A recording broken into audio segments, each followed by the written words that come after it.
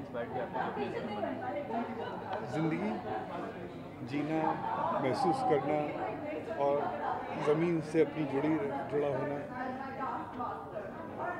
और जो हम करते आए हैं उसका भी एक अगला कदम क्या होना चाहिए। तो मुझे लगा जानिसार एक लॉजिकल स्टेप। सिर्फ प्रेरणा और इमरान तो काफ़ी लकी हैं कि आप जैसे मेंटर मिला, जैसे डायरेक्टर मिला काम करने, लेकिन आप ये समझते हैं कि वो लोग बेस्ट सुटेड थे इस रोल के लिए कि कोई और ऑल्टरनेट भी था आपकी नज़र में? देखिए, अगर बेस्ट ना होते तो हम लेते नहीं, और ये भी कोई नहीं कह सकता कि और कोई कर नहीं सकता है। तो इन्होंने जो काम किया है और जो हमारा इंतखाब है वो मुझे लगता है 100% सही था, क्योंकि जो काम पर्णिया ने किया है बहुत कम लोग कर सकते हैं।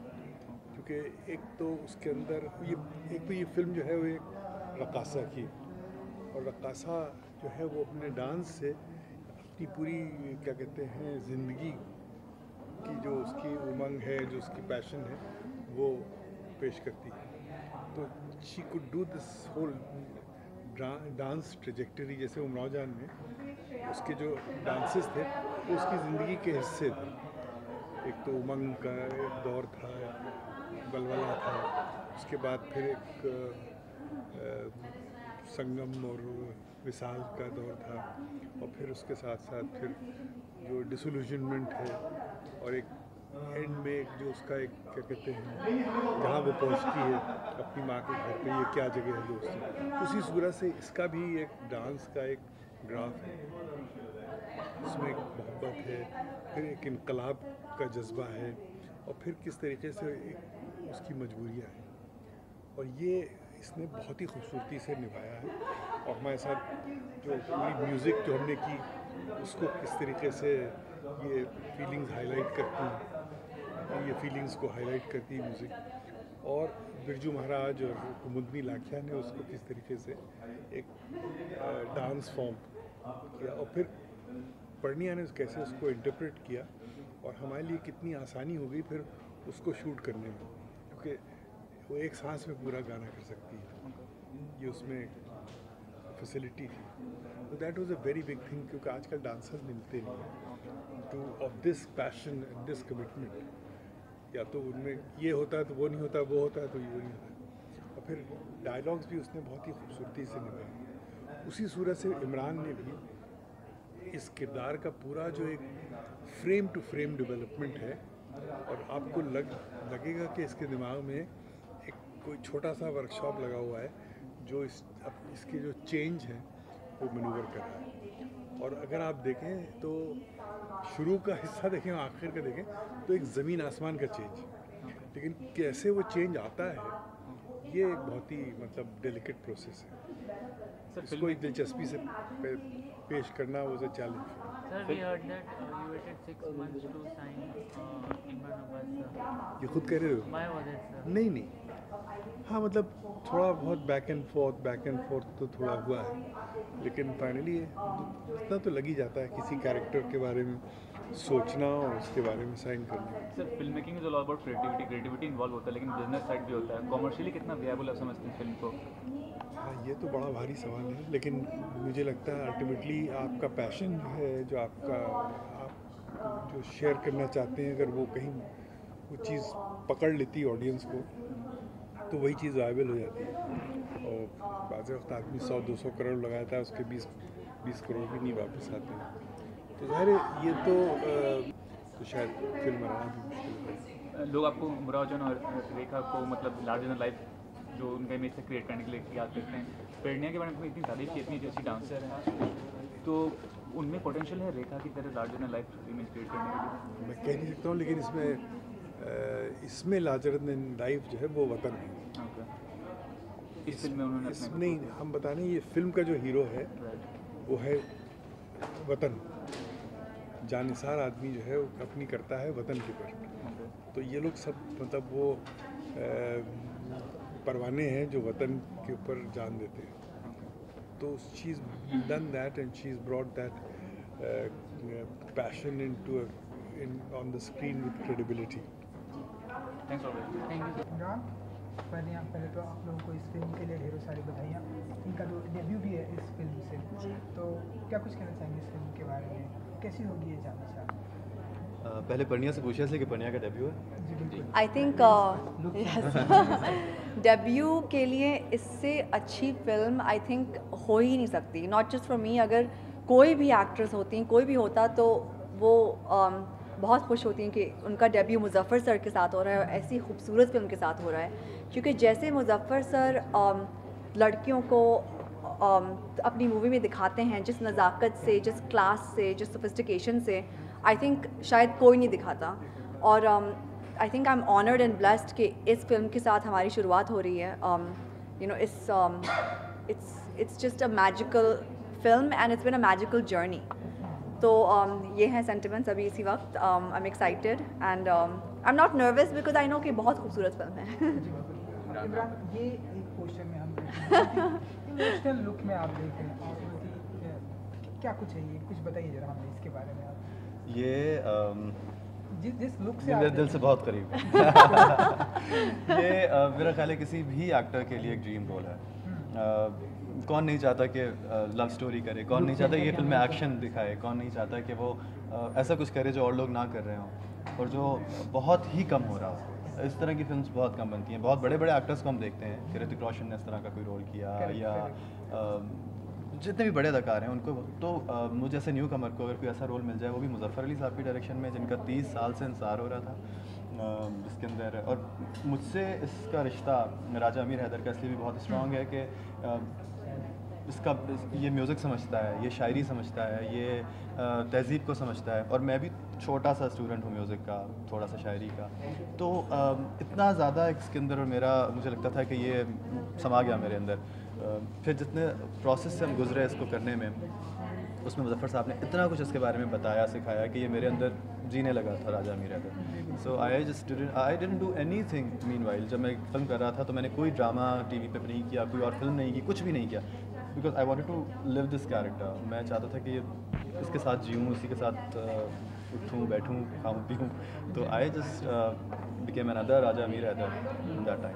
ये एक मिनट जो आप देख रहे हैं, इस तरह की फिल्में ऋतिक रोशन बड़े जी। मजे कलाकार को मिलती है, ये आपको नहीं लगता कि ये बहुत बड़ी रिस्पॉन्सिबिलिटी है डेब्यू और यंग टैलेंटेड में बहुत जल्दी इस तरह की फिल्में मिलेंगी, तो बहुत बड़ी रिस्पॉन्सिबिलिटी है लगना और इमरान के ऊपर? आई थिंक ये बहुत हमारी बहुत अच्छा नसीब था हम दोनों का कि हमें इतनी जल्दी अपने करियर में ऐसी फिल्म करने को मिली, क्योंकि इसके बाद हर चीज़ आई थिंक आसान लगेगी। इसके बाद ऐसा लगेगा कि हर फिल्म एक केक वॉक और है। किसी और के साथ काम करना बहुत मुश्किल लगेगा। ये कि हमने ऐसे डायरेक्टर के साथ काम कर लिया कि ये ना रोज़ाना फिल्में बनाते हैं और इस तरह लोग काम भी नहीं करते। और बहुत मज़े की बात ये थी कि किसी भी मौके पे एक पॉइंट पे भी हमें नहीं लगा कि हम किसी ऐसे डायरेक्टर के साथ काम कर रहे हैं जो इतना मजा हुआ है या जो इतना हमसे बड़ा है या जो हमसे उम्र में बड़ा है। हमारे बिल्कुल दोस्तों की तरह उन्होंने काम किया, कहीं हमें एक लम्हे को भी ना डांटा ना कुछ, बिल्कुल हम हमारे लेवल पे आके हम जो बात करते थे वो सुनते थे, समझते थे। तो इतना फ्रेंडली इन्वायरमेंट में काम हुआ और बिल्कुल कोटवारा तो हमारा घर बन गया था, हम यहीं रहने लगे थे और यहीं खाते पीते थे। तो बिल्कुल ऐसा लगता था जैसे हम यहीं के बसने वाले हैं। इमरान, बॉलीवुड में आपकी दूसरी फिल्म है, शुरुआत की थी क्रिएशन के बाद। दूसरी फिल्म में इतने बड़े दिग्गज डायरेक्टर जिसने उमराव जान बनाई, इतनी बड़ी बड़ी फिल्में बनाई, क्या कुछ सीखा आपने? हर एक फिल्म के बाद जो एक्टर होता है कुछ ना कुछ सीखता है। तो बिल्कुल, देखिए मैंने क्रीचर से भी बहुत कुछ सीखा, बहुत कुछ सीखा और अच्छा भी सीखा, बहुत कुछ सीखा। लेकिन हाँ, बहुत सारी ऐसी चीज़ें भी सीखी जो नहीं करनी चाहिए। हर चीज़ के अंदर आपको पता चलता है कि हाँ ये इसके प्रोज एंड कॉन्स हैं।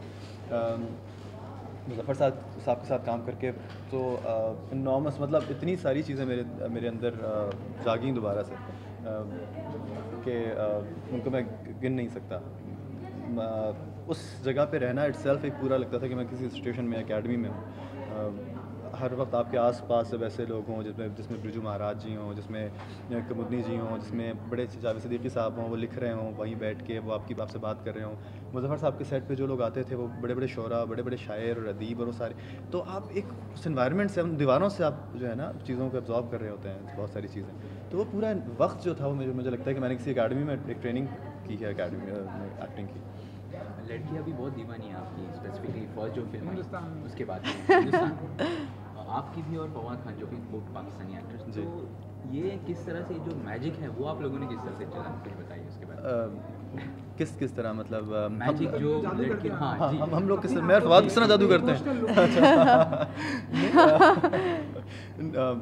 मेरा ख्याल है कि अच्छी बात यह है कि हर एक्टर जो है वो इंडिविजुअल है, हर किसी के अपने अपने तरीक़े हैं लोगों को पसंद करवाने के, और लोग उनको जिस तरह देखते हैं वो एक अलग ही नज़र से देखते हैं, दूसरे का रिफ्लेक्शन नहीं है। इसी तरह जितने भी हमारे बॉलीवुड में खान्स हैं, हर कोई एक अपना अपना इंडिविजुअलिटी है उसकी। तो मेरा ख्याल है जो इंडिविजुअलिटी होती है सबसे बड़ा मैजिक होता है। आपको भी इस बात का बहुत गर्व होना चाहिए कि आप जैसा भगवान ने या ऊपर वाले ने या अल्लाह ने कोई और नहीं बनाया। ये आप हर कोई मास्टरपीस है कायनात के अंदर, तो इस गर्व के साथ जिए तो वो मैजिक खुद ही आ जाता है। वरना खान्स की बात हुई तो बॉलीवुड में कौन से खान आपको पसंद है जिसके साथ आप काम करना चाहिए? Obviously हमें सारे खान पसंद हैं. Who am I to choose? No, I'm being honest, you know. Listen, you're not a Khan, okay? It's okay. But Abbas mein I have only one favorite. Okay. Yeah. Abbas Maslan नहीं last name. Anyway, so नहीं खान में तो obviously सब बहुत पसंद हैं. I've grown up as a child watching their films and loving them. And I'm a movie में तो I love films. I'm a huge movie buff. तो अगर उनमें से किसी के भी साथ काम करने का मौका मिलेगा तो बहुत ही बड़ी बात होगी. वो सब बहुत पसंद हैं. लेकिन जो आप पाकिस्तानी एक्टर्स की बात कर रही थी जैसे फवाद हैं और इमरान हैं, आई थिंक लोगों को इसलिए इतने पसंद आते हैं क्योंकि पाकिस्तानी जो बॉयज़ हैं एक्टर्स हैं उनमें एक बात होती है, एक सर्टेन चार्म और एक सर्टेन सोफिस्टिकेशन होता है रियली, जो आई थिंक वो इट्स रिलेटेड टू लैंग्वेज. जो वो उर्दू बोलते हैं इतनी खूबसूरत बोलते हैं, यू नो उनकी लैंग्वेज इतनी अच्छी होती है, दिस सर्टेन अमाउंट ऑफ जो उनका डिमीनर होता है, जो उनकी मैनर्स होती हैं, you know it's very charming. तो I think that's why girls love them.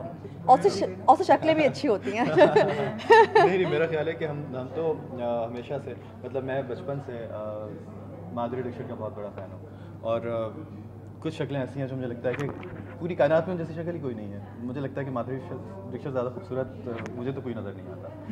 तो ये मेरा ख्याल है ये चीज़ रीजन स्पेसिफिक नहीं है कि पाकिस्तान में अच्छी शक्लें हैं, हिंदुस्तान में अच्छी शक्लें हैं, शक्ल की बात या वो सब कुछ शक्ल की, मैं सिर्फ शक्ल की बात कर रहा हूँ, बाकी बात तो नहीं कर. तो मुझे लगता है कि ये सब कुछ मिला जुला सा है, जिसको जो पसंद आ जाए. But I seriously admire Indian look. Imran, एक तरफ जहाँ पे ऐसी फिल्में बनती हैं जो पीस और यूनिटी की बात करती हैं, वहीं दूसरी तरफ कुछ ऐसी फिल्में भी बनती हैं जो कुछ यहाँ पे बैन हो गई या फिर कुछ पाकिस्तान में बैन हो गई. खासकर अभी पाकिस्तान जो फिल्म आ रही है वो भी बैन हो गई पाकिस्तान में. तो इसको आप किस तरह से देखते हैं? देखिए, मुझे समझ में नहीं आता कि जिस तरह अभी एक फ़िल्म पाकिस्तानी बिन रोए यहाँ बैन हो गई महाराष्ट्र में. अगर आप वो फिल्म देखेंगे तो उसमें तो पाकिस्तान का भी जिक्र नहीं हुआ, हिंदुस्तान का तो क्या, उसके अंदर कोई ऐसी बात नहीं थी कि जो उसको बैन किया जाए. ये चीज़ें जो होती हैं ना, ये पता नहीं क्या बहुत ज़्यादा, या तो टॉपिक सेंसिटिव होनी चाहिए, तो अगर आप समझ भी आती है आपको, अगर कुछ चीज़ें बगैर किसी ऐसी वजह के बैन हो जाएँ कि वो सिर्फ पाकिस्तानी है, तो उस चीज़ को मैं ज़्यादा सपोर्ट नहीं करता. मैं सिर्फ उन चीज़ों को बैन करवाना चाहूँगा, अब पर्सनली मेरा दिल चाहेगा कि वो बैन हो जाएँ जिसके अंदर कोई नफ़रत की बात हो, कोई नेगेटिव बात हो. हम जैसे हसास जो लोग हैं, जो सेंसिटिव लोग हैं पाकिस्तान इंडिया के, हम लोगों को बड़े आराम से कोई बाहर से आके हमारे दिल में कोई ऐसी बात डाल सकता है जिससे हम भड़क जाएं. क्रिकेट मैच देख लें तो आप उसमें हम इतनी हो जाता है. क्रिकेट तो खैर एक और ही कहानी है, लेकिन नफ़रत की बात जब भी करेंगे तो लोग भड़क जाएंगे. तो आप कोई ऐसी फिल्म ना दिखाएं जिसके अंदर नफ़रत की बात की गई हो, और हर वो फिल्म दिखानी चाहिए वो कितनी स्मॉल स्केल पे हो जिसके अंदर मोहब्बत की बात की गई हो. ये एक जानिसार एक ऐसी सब्जेक्ट है जिसमें हिंदुस्तान पाकिस्तान की इकाई जब हमारी थी उसकी बात की गई, जब प्री इंडिपेंडेंस. तो ये ऐसी फिल्में ज़रूर इंडिया में भी और पाकिस्तान में भी चलनी चाहिए, और पाकिस्तानी भी ऐसी फिल्में जिसके अंदर मोहब्बत की बात की गई हो उसको कभी बैन नहीं होना चाहिए.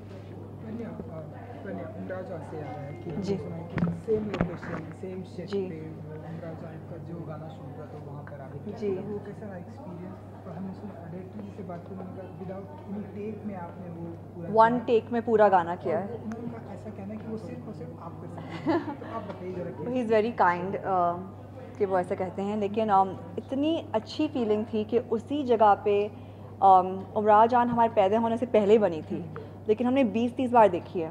तो इतनी अच्छी फीलिंग हुई कि उसी जगह पे वही डायरेक्टर, वही डांस गुरु, वही जगह, वही माहौल, लेकिन अब हमें चांस मिल रहा है यहाँ पे परफॉर्म करने का और शूट करने का, तो I felt very honoured to be honest. I felt कि एक आर्टिस्ट के लिए इससे बड़ी बात एक डांसर के लिए तो हो ही नहीं सकती। बहुत ही अच्छी फीलिंग थी, एक नॉस्टैल्जिया की फीलिंग थी। और आई थिंक ये जो गाना हुआ है, जो एक टेक में हुआ है, क्योंकि हमने उसको ब्रेक नहीं किया और एक ही टेक में किया, वो इतना इट्स सो फ्लूइड, इतना खूबसूरत, इतना सॉफ्ट निकला है क्योंकि उसमें कोई ब्रेक नहीं था। I think it's come out very nice. और मल्टीपल टाइम्स वो एक ही टेक जो थी वो कई दफ़ा करनी होती थी, जिसमें मेरा ख्याल है हर एंगल से तो वो एक टेक पूरा गाना कितनी दफ़ा पढ़ने रिपीटेडली करती थी और एग्जैक्टली द सेम, उसके अंदर कोई झोल नहीं था। तो ये कमाल की बात। म्यूज़िक की अगर बात करें तो आपका फेवरेट सॉन्ग? मुझे एक सावन बहुत पसंद है, तुमको आने में तुमको बुलाने में, और एक चंपई रंग बहुत पसंद है मुझे। हर गाने के अंदर सबसे अच्छी बात है कि हर गाना एक अलग है, एक कोई कवाली है तो कोई ठुमरी है तो कोई गज़ल है, कोई मुजरा है। तो कभी मैं कोई गाना बोलता हूँ, कभी मैं कोई गाना बोलता हूँ, इसलिए कि मैं जब भी सोचता हूँ तो हर गाने के अंदर एक अपनी एक कुछ अलग ही है। जब आप ये सुनेंगे तो आपको ये नहीं लगेगा कि आप एक ही मूड के गाने सुन रहे हैं। आप पूरी DVD सुने और आप अगर आप ट्रैफिक में कहीं फंस जाएँ 1 घंटे के लिए, तो जब आप आखिर में उतरेंगे तो आपके जहन में हर गाने का एक अलग इम्पैक्ट होगा। स्टाइलिश भी है ना आपका, बहुत सोनम कपूर और जैकलीन, तो उनका कुछ रिस्पॉन्स था ट्रेलर के बाद? कुछ कहना जो आई मीन जितने भी हमारे दोस्त हैं इंडस्ट्री में, इंडस्ट्री के बाहर भी, सब ने अच्छा ही कहा है। आई थिंक सबकी गुड विशेस हैं हमारे साथ, जैसे हमारे उनके साथ हैं। एंड आई थिंक जो सारे फ्रेंड्स हैं वो काफ़ी सपोर्टिव रहे। जी बिल्कुल। जाते जाते एक अगर गाने के साथ जो परफॉर्मेंस में बहुत अच्छा गाते हैं इमरान। लिप सिंक करेंगे आप उनके साथ? आदमी की वॉइस से। वो सावन वाला गाना ही हम सुनना चाहेंगे क्योंकि इसके पहले भी सावन वाला गाना बहुत ही हिट हुआ था। खूबसूरत। वापस तुमको आने में तुमको बुलाने में। एक ही लाइन मुझे याद है, इसकी पूरा मुझे याद नहीं। तुमको आने में तुमको आने में तुमको बुलाने में, तुमको आने में तुमको बुलाने में, कई सावन बरस गए साजना, कई सावन बरस गए साजना। Thank you. Thank you so much. And all the very best.